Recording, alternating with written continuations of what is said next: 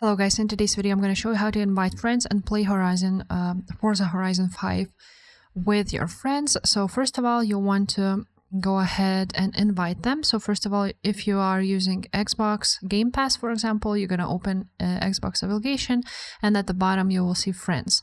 And here you can send invites, start a party, and so on and so forth. So you're going to invite your friends here. You can click plus here to find more friends.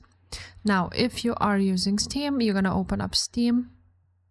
Then at the bottom, you will see friends and chat. And then basically, you will be able to invite them through here. Now, once you will have your friends either on Xbox Game Bar or on Steam, then you're going to go here on the menu and you're going to click Online. After that, you're going to click Convoy.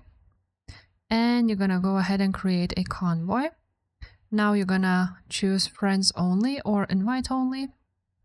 And after that, you're going to search for the friends and invite them here.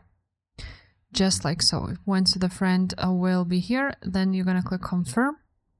And you will be able to play with them. So if this video was helpful, guys, make sure to subscribe. And I will see you next time.